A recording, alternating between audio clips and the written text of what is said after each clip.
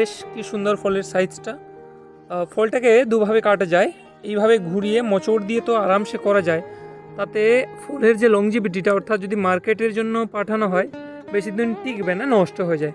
যার জন্য আমরা ফলটাকে জাস্ট এখান থেকে একটা কাট লাগাবো এবং ঠিক উপর দিক থেকে এই কাঁটাটা, এই যে কাঁটাটা আছে দেখতে পাচ্ছ, এই কাঁটাটাকে আমাকে রেখে, কাঁটাটাকে বাঁচিয়ে এখান থেকে আবার সুন্দর করে এখান থেকে একটা কাট করে এটাকে নিয়ে নিতে হবে।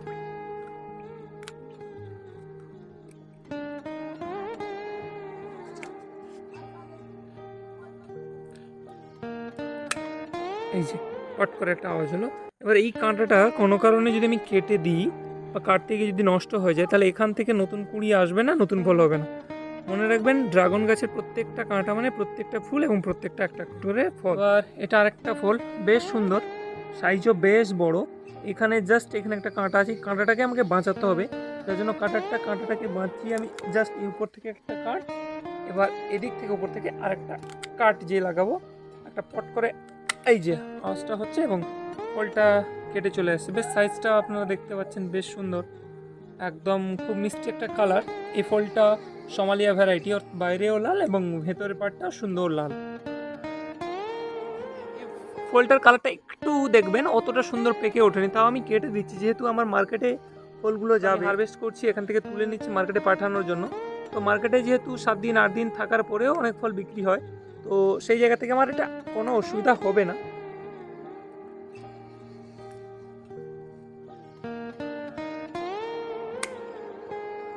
কালারটা পুরোটা লাল না হলেও কিছুটা সবুজ ভাব আছে, তবে অসুবিধা নেই, 2-4 দিন থাকলে অটোমেটিক এটা পেকে যাবে। এবার এই ফলটা যদি দেখে, এটা কিন্তু গাছের একদম পরিপূর্ণভাবে পেকেছে, দারুণ মিষ্টি। আমি হাত দিতেও কিছুটা দেবে যাচ্ছে, অর্থাৎ পাকাটা একদম সম্পূর্ণ হয়েছে। তাহলে নিচের দিকে কাঁটাটা বাঁচিয়ে আমি এখান থেকে কাটলাম এবং আবার উপর দিক থেকে উপরে এই কাঁটাটাকে বাঁচাতে হবে, কারণ প্রত্যেকটা কাঁটা কিন্তু একটা একটা করে ফুল এবং একটা একটা করে ফল। আমি এটাকে নিয়ে আবার এখান থেকে যেই আর একটা কাট দেবো, এটা সুন্দর করে বেঁচে আসবে। এবং প্রয়োজনে আপনারা এই জায়গাটাকে করতে পারেন কি, একটু ফাঙ্গিসাইড লাগিয়ে দিতে পারেন, যেহেতু বৃষ্টিকাল, তো জল লেগে এখানে ফাঙ্গিসাইডের আক্রমণ হতে পারে, ফাঙ্গাসের আক্রমণ হলে এটা নষ্ট হতে পারে।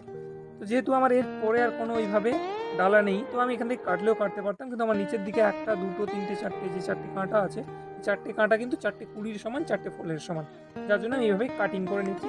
যাতে এই অবস্থাটা যদি আমার থাকে, এই সবুজ অংশটা ফলের সাথে লেগে থাকলে এই ফলটা কিন্তু আমার 10 দিন 15 দিন টিকে যাবে এবং তারপরেও ওটা পচবে না। আর যদি আমি ঘুরিয়ে এখান থেকে কেটে নিই, তাহলে ফলটা কিন্তু 1 দিন 2 দিনের বেশি টিকবে না, যার জন্য এই কাটিং পদ্ধতি ব্যবহার করা হয়। এবার এটা দেখুন, এটা সুন্দর একটা জিনিস, আমি এটা দেখানোর চেষ্টা করছি, কারণ এটা আমাকে সাইড থেকে কাটতে হবে না, কারণ একদম আমার ডালার মাথায় যেহেতু এসছে, তাই আমি এই জায়গাটাকে সাইড করে রেখে একটা কোপে কেটে নিলাম এবং এখানে সুন্দর করে দেখুন কাটিংটা সুন্দর হয়েছে। তাহলে এখানে আমার যেহেতু কোনো কাঁটা নেই, তাই পুরোটা কেটে নিলাম। এর উপরে সাইডে যে কাঁটাগুলো আছে, এগুলো থেকে এবার ফল আসবে নিশ্চিন্তে, আমি কেটে এই ফলটা দেখো, যতগুলো এতক্ষণ ফল কেটেছি তার মধ্যে সবচেয়ে বড়, হাতে নেওয়ার পরে সাইজটা নিশ্চয়ই বুঝতে পারছো। তো এর নিচে অনেকগুলো কাঁটা আছে, 1 2 3 4 5 6, তাহলে 6টা কাঁটাই আমার 6টা ফুল। তাই এটাকে বাদ দিয়ে আমি যেভাবে কাটিংটা দেখাচ্ছিলাম, এখান থেকে উপর থেকে নিয়ে আমি একটা কাট দেব, এই সুন্দর করে একটা এই কাট দিয়েছি, তাতে অর্ধেকটা কাজ আমার হয়ে গেছে। এর থেকে আরেকটু কাট থেকে পুরোটা বেরিয়ে এসছে। এবার কাটিংটা একটু বড় হয়েছে, ফাঙ্গিসাইড লাগালেই কিন্তু আর কোনো ভয় থাকবে না। এই একটা ডালাই উপর থেকে আমি ফলটাও কেটেছি। এখানে দেখো নতুন একটা ফুলের কুঁড়ি এসছে, অর্থাৎ ফুল মানে ফলবে এবং ফল থেকে আবার ফলে পরিণত হয়েছে। এই টোটাল প্রসেস কিন্তু একটা ডালাই 1 মাসের মধ্যে 3টে প্রসেস একসাথে চলে। অর্থাৎ আমি একটা পাকা ফল কাটলাম, একটা ফল পাকতে যাবে, অর্থাৎ পরিপূর্ণ অবস্থায় আছে, এবং সেখানে আবার নতুন কুঁড়ি এসছে এই একই জায়গায়। মানে একটা ডালের প্রত্যেকটা কাঁটা কিন্তু একটা একটা করে ফুল এবং ফলের সমান। তাই কাটিংয়ের সময় মাথায় রাখতে হবে, আমি এইটাকে যখন কাটছি এখান থেকে একটা কেটে এটাকে বের করব, আর অন্য কোনো কাঁটা যেন একটুও না ভাঙে, একটুও নষ্ট না। আবার দেখুন, এই একটা ডালায় একটা বড় ফুল, একটা ছোট ফুল এবং অজস্র এই কাঁটার ফলে আরও কিন্তু প্রত্যেকটা কুঁড়ি আসার সম্ভাবনা থাকছে। এক্ষেত্রে একটু বলে দিই, যেহেতু এটা আমার ডালাটা অত্যধিক সরু, এক্ষেত্রে দুটো এসছে, যদি দুটোর বেশি 3টে 4টা থাকে, তাহলে কিন্তু আপনারা দুটো রেখে বাদবাকি কুঁড়িগুলোকে মানে গোল করে মুড়ে ভেঙে ফেলে দেবেন। অথবা কী হবে, এই এত সরু ডালায় এই গাছের ডালা কিন্তু এই ফুলটাকে খাবার দিতে পারবে না এবং ফলের সাইজও বড় হবে না, খুব ছোট হয়ে যাবে, যার ফলে একটাও ফল কিন্তু বড় হবে না।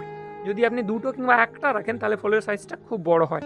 এবং একটা করে এই ডালাটা আমার কি হয়েছে, এই যে কাটিংগুলো দেখতে পাচ্ছেন, এখান থেকে প্রথমে আমি ফল নিয়ে নিয়েছি। এরপরে দ্বিতীয় পর্যায়ে আমার ফুল এসছে। এই গাছটা আমার কিন্তু খাদ্যের অভাব দেখা যাচ্ছে, তো এর নিচে আমাকে কিছু খাওয়ার প্রয়োগ করতে হবে। আবার এই একটা ডাল দেখুন, বেশ পরিপূর্ণ একটা সুষ্ঠু ডালা। সেখানে প্রথম ধাপে যে আমার ফুলটা এসছে বেশ সুন্দর, বেশ মোটা সোটা, একদম ফুলটা দেখতে সুন্দর, খুব বড় হবে।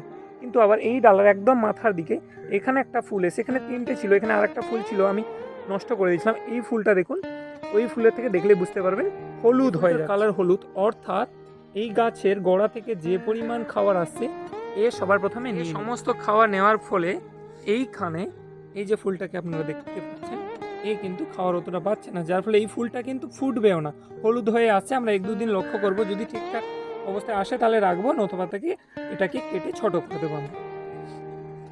আবার নিচের দিকে আমি দেখাবো, এই একই গাছের ডালায় দেখুন এখানে একটা ফল হয়েছে একদম মাদার প্ল্যান্টে, অর্থাৎ যে প্ল্যান্টটা আমি লাগিয়েছিলাম সেখান থেকে প্ল্যান্ট হয়ে উপরের দিকে হয়েছে। সেই মাদার প্ল্যান্টে একটা ফল এসছে এবং ফলটা এই কালো ছপ একটা দাগ দেখা যাচ্ছে।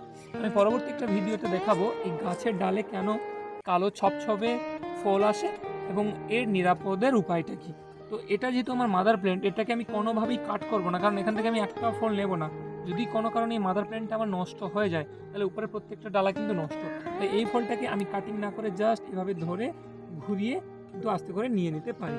কিন্তু ফলটা আমার এখনও যেহেতু পাকেনি, আমি ঘোরাতে যেতে আমার মূল গাছটা থেকে ভেঙে আসতে পারে, তাই এই অবস্থায় আমি একে রেখে দিচ্ছি। একদম যখন পরিপূর্ণ পাক হয়ে যাবে, জাস্ট টাচ করলেই ভেঙে পড়বে, সেই অবস্থায় আমি একে ঘুরিয়ে নিয়ে নেব। তাই এখানে কোনো শক্তি প্রয়োগ করছি না এবং কোনো রকম কাটিং দেব না। বেশ, আমার একটা ডালা এখান থেকে অলরেডি একটা ফল আমি হারভেস্ট করেছি। এই যে এই জায়গাটা অলরেডি একটা ফল নেওয়ার অনেক দিন পর আবার একটা ফল যেহেতু এসে, এই ফলটা খুব একটা দিন হয়নি, কিন্তু বেশ কাঁচা অবস্থায় বেশ বড়, আস্তে আস্তে আরও বড় হবে, তারপরে পাকবে, একদম পরিপূর্ণ একটা ফল হবে এবং সাইজে খুবই বড় হবে। ওটা এই যে এখানে আমি প্রত্যেকটা কাঁটাকে বাঁচাবো, প্রত্যেকটা কাঁটাকে বাঁচিয়ে এখান থেকে নিচেও একটা কাঁটা আছে, এই কাঁটাটাকেও বাঁচাতে হবে। তাই সবার প্রথম আমি যে কাঠটা লাগাবো, উপর থেকে কাঠটা একটু ডিপ করে লাগাবো, যাতে আমার মেন জায়গাটা হয়ে যায় এবং নিচের সমস্ত কাঁটাগুলো বেঁচেও যায়, যাতে আমার পরবর্তী ফলের জন্য কোনো অসুবিধা না হয়।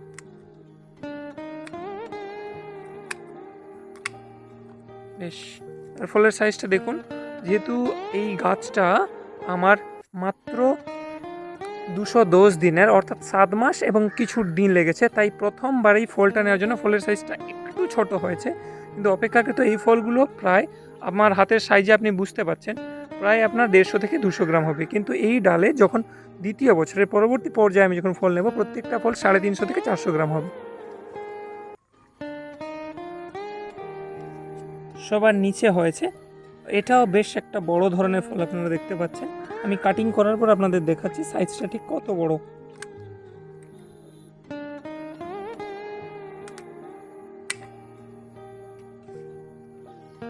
আমার হাতের সাইজে আপনারা দেখতে পাচ্ছেন ফলের আকারটা ঠিক কত বড় এবং কালারটা দেখুন কি মিষ্টি কালার হয়েছে।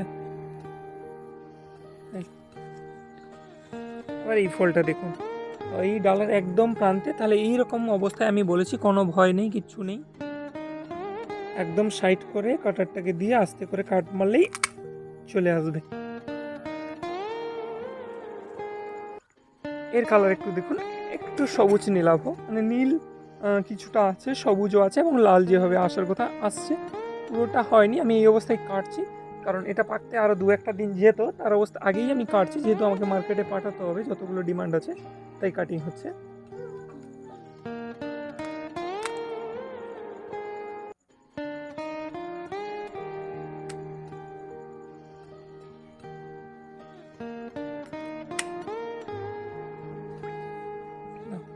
এবার এইটা একটু দেখানোর চেষ্টা করছি, বেশ সুন্দর একটা বড় ডালা আসছিল, এখানে হঠাৎ করে ডালাটা সরু হয়ে যায়।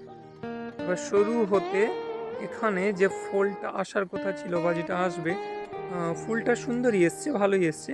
এবার এই ফুলটা নিয়ে একটু সমস্যা আছে, তবে গাছে যদি এই সময় পর্যাপ্ত পরিমাণে ফুল খাওয়ার দেওয়া হয় তাহলে কিন্তু এই ফুলটা কিন্তু থেকে যাবে, কারণ ফুলের সাইজটা বেশ সুন্দর, কিন্তু এই ডালাটা খুবই সরু হয়েছে, কারণ খাদ্যের অভাবে আর একটু যত্নের অভাবে। এরপরে কাটিং যেহেতু আমার হয়ে গেছে, ওই কাটার জায়গাগুলোতে যাতে ফাঙ্গিসাইড না হয়, অর্থাৎ ফাঙ্গাসের আক্রমণ যাতে না হয়, তার জন্য আমরা কিছু সাফ অর্থাৎ ফাঙ্গিসাইড লাগাচ্ছি। এই যে ফাঙ্গিসাইডটা আমরা ইউজ করি এটা সাফ, খুব ভালো একটা ফাঙ্গিসাইড। এটা কাটার পরে আপনারা ডাল এইভাবে লাগিয়ে দেবেন, তাহলে এই জায়গা থেকে আর কখনো ছত্রাকের আক্রমণ হবে না বা ডালাটা পচে নষ্ট হবে না। যদি কারুর কাছে না থাকে, যারা ফার্মিং করেন না, এমনি ঘরোয়া পদ্ধতিতে যারা কেউ লাগিয়ে রেখেছে শখের বাগানে, ছাদ বাগানে আছে, তাদের কাছে যদি ফাঙ্গিসাইড না থাকে, আপনারা এক কাজ করতে পারেন, একটু হলুদ গুঁড়া নিয়ে হলুদের জল করে লাগিয়ে দিতে পারেন। সেটাও খুব ভালো একটা প্রাকৃতিক ফাঙ্গিসাইড।